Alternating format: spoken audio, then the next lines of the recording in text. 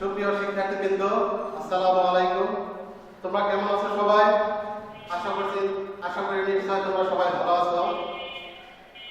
সারা বিশ্বব্যাপী মহামারী করোনা ভাইরাসের কারণে সেই 17 মার্চ থেকে আমাদের বিদ্যালয় বন্ধ রয়েছে।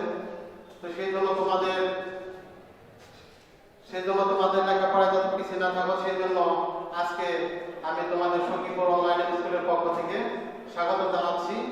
আমাদের আজকের আমি যে পাঠ নিব সেটা হলো 3য় শ্রেণীর প্রাথমিক গণিত।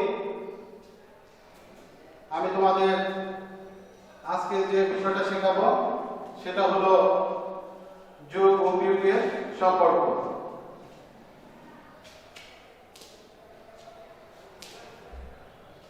যোগ ও বিয়োগের সম্পর্ক।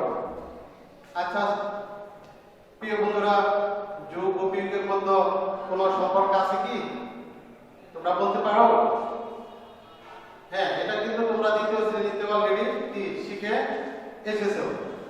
তাহলে আমার দিকে একটু খেয়াল করো।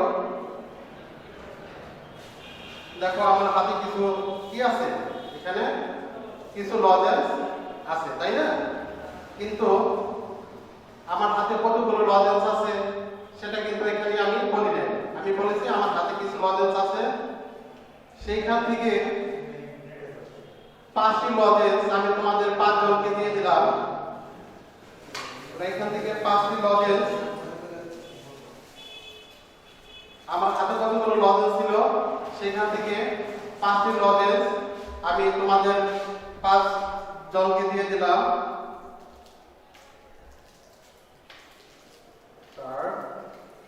5 1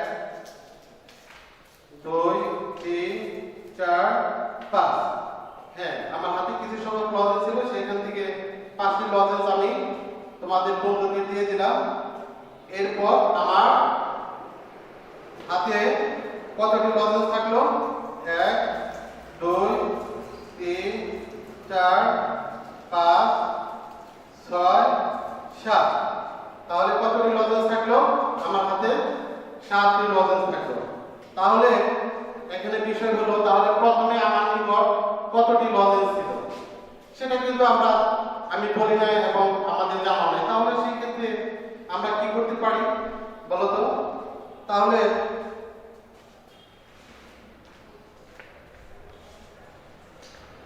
এটা যদি আমরা একটা গাণিতিক বাক্যের মাধ্যমে প্রকাশ করি তাহলে কি হবে?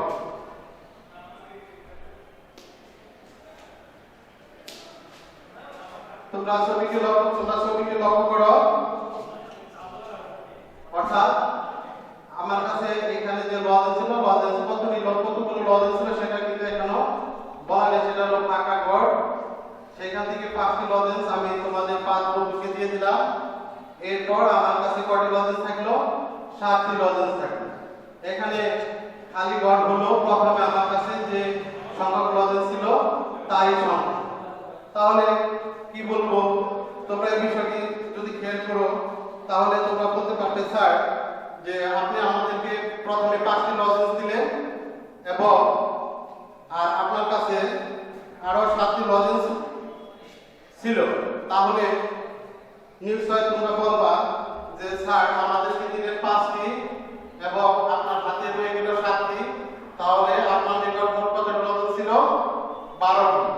তাহলে তোমরা অবশ্যই বলবে 12টি লজেন্স আমার কাছে কি ছিল। তাহলে খেয়াল করো তোমরা,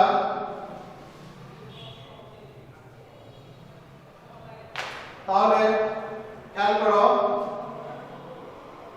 12 বিয়োগ 5, 12 লজেন্স ছিল, সেখান থেকে 5টি লজেন্স তোমার 5 বন্ধুকে দেওয়ার পর কতটি লজেন্স রইল? তাহলে 7টি লজেন্স রইল। আবার দেখো এই 7-এর সাথে যদি আমি যেটা বিয়োগ করেছিলাম সেটা যদি আমি যোগ করে দিই তাহলে কি হবে? 12 হবে। এটা কি অর্থাৎ এরকম।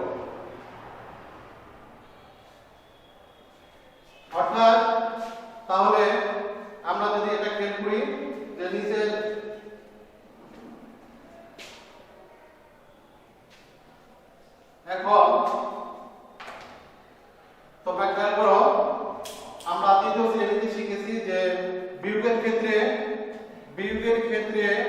প্রথম সংখ্যাটি হবে বিয়োগের ক্ষেত্রে প্রথম সংখ্যাটি হবে অন্য দুটি সংখ্যার যোগফল।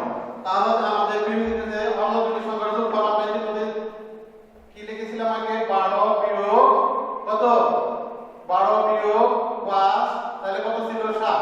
তাহলে বিয়োগের ক্ষেত্রে অর্থাৎ এই সংখ্যাটি হবে কি এই দুটি সংখ্যার কি যোগফল 5 যোগ 7 তাহলে কত হবে 12 হবে। অর্থাৎ বিয়োগের ক্ষেত্রে প্রথম সংখ্যাটি হবে অন্য দুটি সংখ্যার কি যোগফলের এই দুটি সংখ্যার কি যোগফলের সমান। তাহলে তোমরা নিচের মতো খেয়াল করো যে বিয়োগ এবং যোগ বিপরীত প্রক্রিয়া, বিয়োগ এবং যোগ কি বিপরীত প্রক্রিয়া, বিয়োগ এবং যোগ বিপরীত প্রক্রিয়া। নিচের মতো বিয়োগ ও যোগ বিপরীত প্রক্রিয়া, যোগ বিপরীত কি বিপরীত প্রক্রিয়া। তাহলে 12টি লজন ছিল আমাদের ইতিমধ্যে আমরা দেখেছি আমার নিকট 12টি লজন ছিল। তাহলে 12 বিয়োগ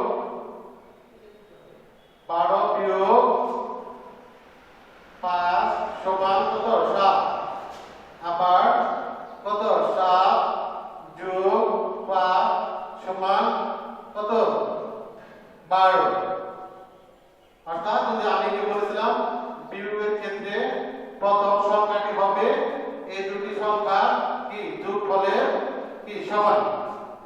আবার 12 বিয়োগ 7 সমান 5, 12 বিয়োগ 5 সমান 7 চলে আসে। ঠিক আছে, তাহলে এদিকে আমরা বুঝতে পারি যে নিচের মতো বিয়োগ ও যোগ বিপরীত কি প্রক্রিয়া, বিয়োগ এবং যোগ হলো কি বিপরীত প্রক্রিয়া। তাহলে ছোট্ট সোনামণিরা তোমরা এখন তোমাদের পাঠ্য বইয়ে 40 পৃষ্ঠা খুলে দেখো এই বিষয়টি আছে, আমরা দেখব এবং মিলিয়ে দেব বইয়ের সাথে। তাহলে অর্থাৎ আমরা যদি এটাকে কল্পনা করি এই বিষয়টা অর্থাৎ এই গাণিতিক বাক্যটি, তাহলে এখানে কি 12 কি 12 হলো অর্থাৎ যে সংখ্যা থেকে আমরা বিয়োগ করি সেটা কি 12 সংখ্যাটা কি, তাহলে 12 সংখ্যাটি হবে আমাদের বিয়োজক, 12 সংখ্যাটিকে আমাদের বিয়োজক। আর যে সংখ্যাটি 5 বিয়োগ করলাম সেটা কি হবে, সেটা হলো বিয়োজক। আর তারপরে আমরা বিয়োজক থেকে বিয়োজক বিয়োগ করার পর আমরা যে সংখ্যাটি পাইছি এখানে 7 পেয়েছি সেটা হলো কি বিয়োগফল। আবার এটার দিকে যদি আমরা খেয়াল করি তাহলে দেখো কি পাই, অর্থাৎ 7 কি 7টা হলো আমাদের কি এখানে কি 7টা কি 7টা হলো আমাদের কি বিয়োগফল, এই 7টা কি বিয়োগফল। তাহলে বিয়োগফল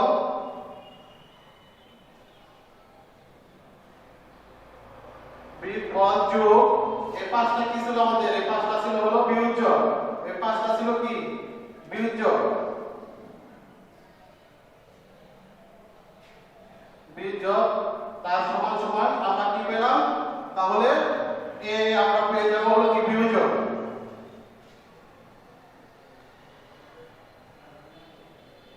তাহলে আমরা পেয়ে যাব বিয়োজক। আমরা আবার ভালো করে খেয়াল করে লক্ষ্য করি আমাদের যে গাণিতিক বাক্যটি আছে সেখানে 12 হলো কি এখানে হলো বিয়োজক, 12 হলো কি আমাদের বিয়োজক, আর 5 হলো আমাদের এখানে বিয়োজক, আর 7 হলো কি আমাদের এখানে বিয়োগফল। তাহলে আমরা সূত্রটা লিখতে পারি বিয়োজক বিয়োগ বিয়োজক সমান হলো বিয়োগফল।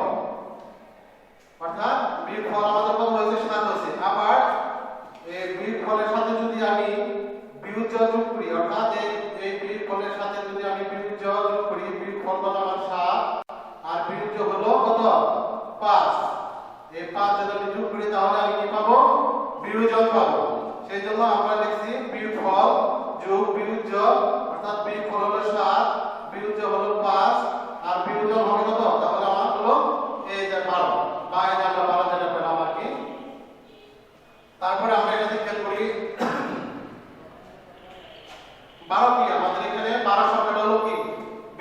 1200 কাটি হলো কি বিয়োজন, বিয়োজন বিয়োগ 7 কি আমাদের 7 হলো কি বিয়োগফল, 7টা কি আমাদের লিখতে হয় কি বিয়োগফল,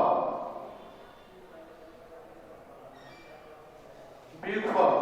তাহলে আমরা কি পাবো 5 হলো 5 কি হলো এখানে 5টা হলো কি এখানে 5টা হলো এখানে যদি বিয়োগফল দিতে 5টা আমরা কি পেয়েছি এখানে হলো কি 5টা আমাদের ছিল হলো কি বিয়োজন, অর্থাৎ বিয়োজন বিয়োজন বিয়োগ বিয়োগফল সমান হলো কি বিয়োজন, এই যে 5 যেটা আর কি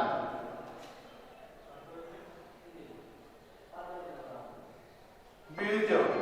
তাহলে ছোট্ট সোনামণিরা তোমরা অবশ্যই এই যে সূত্রগুলো আছে তোমরা এটা এখান থেকে আমি তোমাদের দিয়ে দিছি, এখান থেকে তোমরা অবশ্যই এই খাতা লিখে নাও, অবশ্যই তোমরা খাতায় লিখে নিবে যে বিয়োজন বিয়োগ বিয়োজন বিয়োজন বিয়োগ বিয়োজন বিয়োজন বিয়োগ বিয়োজন সমান কি বিয়োগফল। আবার বিয়োগফলের সাথে যদি আমি বিয়োজন যোগ করি বিয়োগফলের সাথে বিয়োজন যোগ করলে হয় আমার বিয়োজন, আবার বিয়োজন থেকে যদি আমি বিয়োগফল বাদ দেই তাহলে কি হবে বিয়োজ্য হবে। তাহলে ছোট্ট সোনামণিরা তোমরা তোমাদের পাঠ্য বইয়ের 40 পৃষ্ঠায় যে খালি ঘর পড়ান আছে সেটা আমরা একটা অঙ্ক করব এবং দেখবো আমরা খালি করে কিভাবে মান বের করতে হয়। তোমরা নিশ্চয় এই সূত্রগুলো লিখে নিবে, অর্থাৎ এই সূত্রগুলো যদি তোমরা ভালোভাবে তোমরা শিখো তাহলে তোমরা কি করতে পারবে যে কোনো বিয়োগ অঙ্ক বা যোগ অঙ্ক তোমরা কি সহজেই সুন্দরভাবে করতে পারবে। আর যদি তোমরা এই সূত্রগুলো মনে না রাখো তাহলে কিন্তু যখন তোমরা অঙ্ক করতে যাবে হয়তো তোমাদের এমএলএ হয়ে যেতে পারে, কারণ তুমি যদি বিয়োজন বিয়োগফল না চিনো তাহলে কিন্তু এই অঙ্কগুলো করা তোমার পক্ষে কি সম্ভব হবে না। কাজে এই সূত্রগুলো তোমাকে অবশ্যই সুন্দরভাবে কি করতে হবে মনে রাখতে হবে। ঠিক আছে বন্ধুরা, তো তোমরা অবশ্যই লিখেছো হয়তো। তো এবার আমরা একটা অঙ্ক করব, তোমরা তোমাদের পাঠ্য বইয়ের 40 পৃষ্ঠা বের করো। দেখো এখানে কি আছে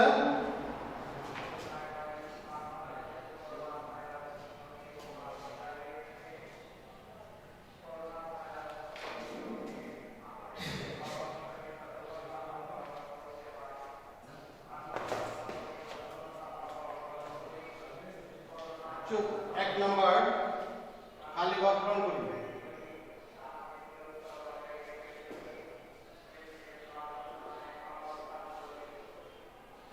খালি ঘর পূরণ করি।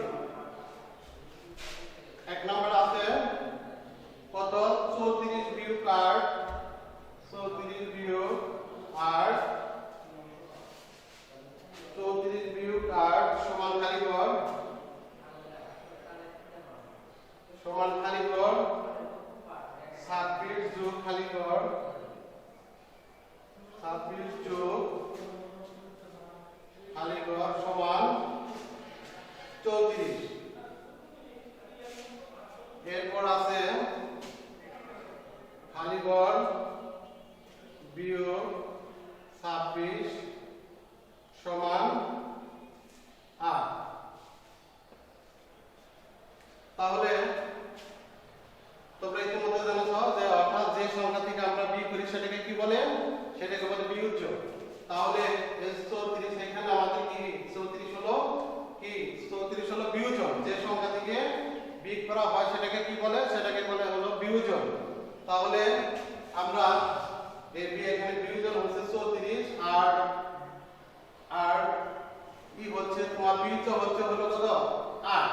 তাহলে 34 থেকে 8 গেলে কত থাকে আমাদের, তাহলে 8 আছে 14 মিলবে কত হলে 9 10 11 12 13 14 6 হলে হাতে থাকে আমাদের 1 আছে 3 মিলবে কত হলে 2 হলে। তাহলে আমরা কি পেলাম এখানে এটা হলো আমাদের বিয়োজন, এটা হলো কি বিয়োজন, এটা হলো কি বিয়োগফল। তাহলে যখন তোমরা ওই সূত্রের সাথে মিলে যে বিয়োজন বিয়োগ বিয়োজন সমান হলো কি বিয়োগফল, বিয়োজন বিয়োগ বিয়োজন সমান হলো কি বিয়োগফল। আবার খেয়াল করো, অর্থাৎ এই বিয়োগফল আমাদের 26 পেলাম কি আমরা বিয়োগফল পেলাম।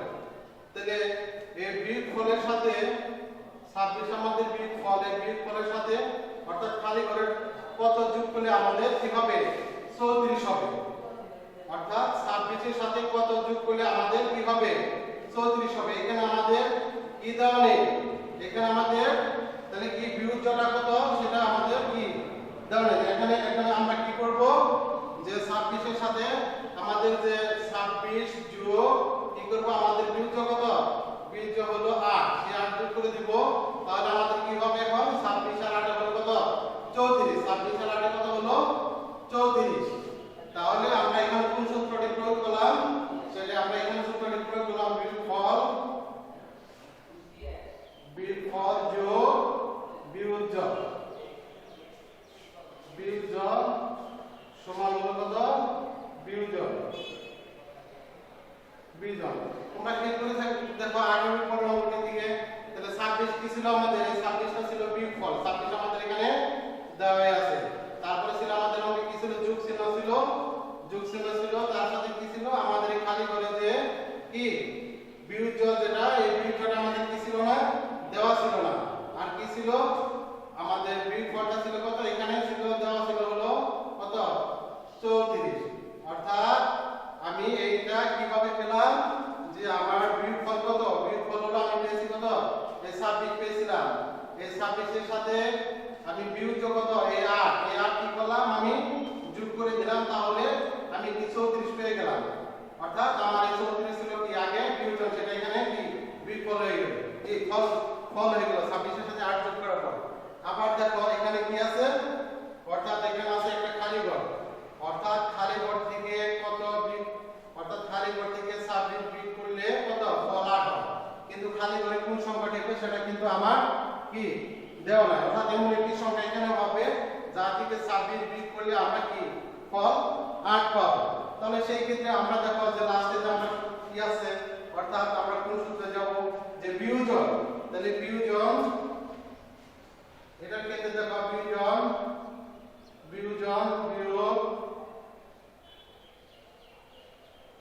বিয়োগফল সমান আমরা কি জেনেছি বিয়োজন, এটা আমরা জেনেছি। তাহলে দেখো তাহলে আমাদের বিয়োজন কত ছিল, এই বিয়োজন ছিল হলো আমাদের, তাহলে আমরা এই ক্ষেত্রে যাই বিয়োজন বিয়োজন সমান হলো কি বিয়োগফল। অর্থাৎ আমরা এর আগে আমরা জেনেছি যে বিয়োজন আমাদের এখানে কত, বিয়োজন হলো কত 34, বিয়োজন হলো আমাদের এখানে কত, বিয়োজনটা ছিল কত প্রথমে আমাদের কত 34, এই 34 এর দিকে যদি আমি 26 বাদ দেই তাহলে কি হবে আমার কি 8 হবে। তাহলে আমাদের কি বিয়োজনটা কত 34, তাহলে বিয়োজন বিয়োগফল সমান হলো বিয়োজন। তোমরা আরেকটা জিনিস সব সময় খেয়াল করবে, যখন বিয়োগের ক্ষেত্রে বিশেষ করে প্রথম সংখ্যাটি হবে অন্য দুটি সংখ্যার কি যোগফলের কি সমান। অর্থাৎ বিয়োগের ক্ষেত্রে দেখো প্রথম সংখ্যা কত এখানে 34, সেখান থেকে আমরা 34 যদি নাই তাহলে আমি কি করব, বিয়োগের ক্ষেত্রে প্রথম সংখ্যাটি হবে অন্য দুটি সংখ্যার যোগফলের সমান। 34 যদি বানাইতে যাই তাহলে কি হবে 26 যোগ 8, তাহলে কত 26 আর 34। অর্থাৎ আমি বলেছিলাম বিয়োগের ক্ষেত্রে প্রথম সংখ্যাটি হবে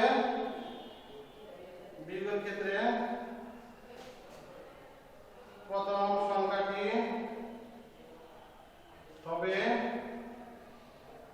অন্য দুটি সংখ্যার যোগফলের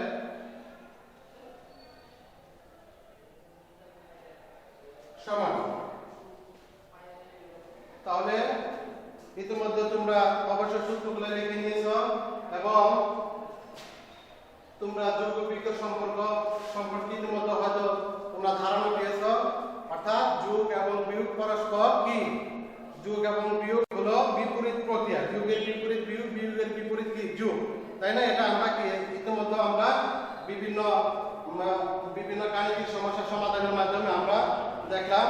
ছোট্ট সোনা বন্ধুরা, তোমরা তোমাদের পাঠ্য বইয়ে 40 পৃষ্ঠা যে 2 নম্বর অঙ্কটি আছে সেটি তোমরা কি করবে, এখন বাড়ির কাজ হিসাবে তুলে নিবে এবং তোমাদের বিদ্যালয় যখন খুলবে তোমাদের শ্রেণী শিক্ষককে অবশ্যই কিন্তু এটি বাড়ির কাজ হিসাবে অবশ্যই দেখাবে। তোমরা খাতা কলম কি করো হাতে নাও। তাহলে লিখো 2 নম্বর অঙ্কটি 65 বিয়োগ খালি ঘর সমান 40 যোগ 25 সমান খালি ঘর আর খালি ঘর বিয়োগ 40 সমান 25। তাহলে তোমরা এই 2 নম্বর অঙ্কটি 40 পৃষ্ঠার তোমরা তোমাদের বাড়ির কাজ হিসাবে আমি দিলাম। সেটা যখন বিদ্যালয় খুলবে অবশ্যই কিন্তু তোমার শ্রেণী শিক্ষকের নিকট এই অঙ্কটি কিন্তু উপস্থাপন করবে। সুপ্রিয় শিক্ষার্থীবৃন্দ, এখন আমি তোমাদের আরেকটি বিষয় শেখাবো, সেটা হলো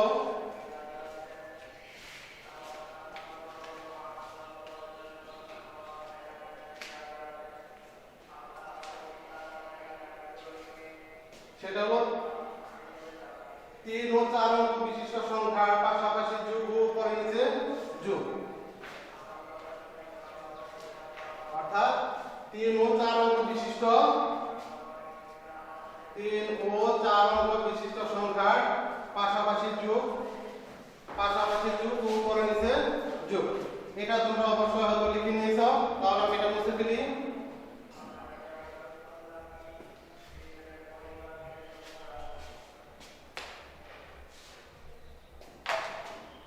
দেখো তোমাদের পাঠ্য বইয়ে তোমরা 41 পৃষ্ঠা খুলো। 3 নাম্বার নিজে যোগ করি 1 নম্বরে 1 3 নাম্বার অঙ্কটি দেখো। তিনি কি বলছে আমাদের বলছে 534 যোগ 263 সমান কত? অর্থাৎ 534 এর সাথে 263 যোগ করলে কত হয়? অর্থাৎ এটার প্রতিটা কি? প্রতিটার মধ্যে কয়টি করে অঙ্ক আছে?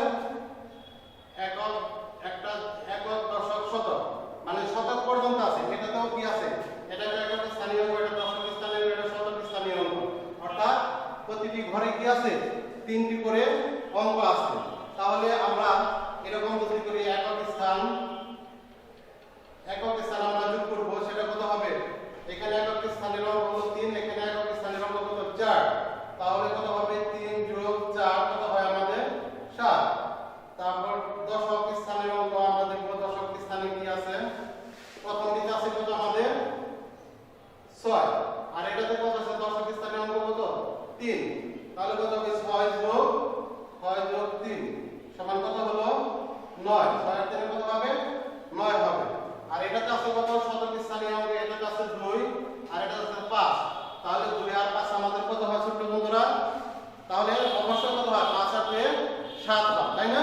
তাহলে আমরা শতক স্থানীয় অঙ্ক লিখব। কত? 2 যোগ কত? 5। তাহলে কত হলো আমাদের? 7। তাহলে এটা যদি আমরা ফলটা লিখি তাহলে আমাদের কি হবে? একক স্থানীয় অঙ্কে আমরা কত পেয়েছিলাম? তাহলে একক স্থানীয় অঙ্কে আমরা পেয়েছিলাম কত? 7। তাহলে আমরা লিখলাম 7। তারপর দশক স্থানীয় অঙ্কে আমরা কত পেয়েছিলাম? এটার জন্য পেয়েছিলাম কত?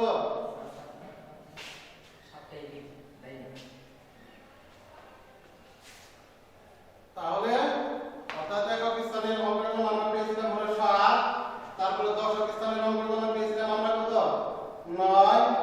আর শতকের স্থানের জন্য পেয়েছিলাম আমরা কত? 7। তাহলে কত হলো আমাদের ফল? 797। হ্যাঁ, তোমরা এভাবে তোমরা বাসায় কিন্তু এগুলা কি চর্চা করবে, ঠিক আছে? তো আমি এটা হলো তোমাদের বাড়ির কাজ হিসাবে আমি তোমাদের আরেকটা অঙ্ক দিয়ে দিচ্ছি। সেটা তোমরা যখন বিদ্যালয়ে করবে তোমাদের শ্রেণী শিক্ষককে অবশ্যই কি করবে? দেখাবে। তোমরা এটা বাড়ির কাজ হিসাবে লিখে নাও। তোমরা এটা বাড়ির কাজ হিসাবে লিখে নাও।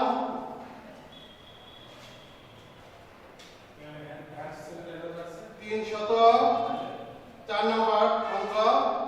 318 যোগ 571। এটা আমি যেভাবে বা যে নিয়মে করলাম একক দশক শতক স্থান যোগ করে, তোমরা অবশ্যই কিন্তু বাসায় এই অঙ্কটি কি অবশ্যই সুন্দর করে করার চেষ্টা করবে এবং শ্রেণী শিক্ষককে অবশ্যই দেখাবে। এখন আর যে আরেকটা অঙ্ক যেটা হলো, যেটা বলেছিলাম উপর নিচে যোগ, এটা তোমরা খেয়াল করো। তোমাদের পাঠ্য বইয়ের 41 পৃষ্ঠার 3 নাম্বার অঙ্ক খেয়াল করো। 2 যোগ করি 2 এর 3 নাম্বার, 2 এর কত 2 এর 3 নাম্বার যোগ করি 3 3 কি আছে আমাদের 1 8 7 যোগ অর্থাৎ 187 যোগ 800 কত 96 এটা হলো আমাদের কি, এটা হলো আমাদের উপরে নিচে যোগ। আগেরটা ছিল কি পাশাপাশি যোগ।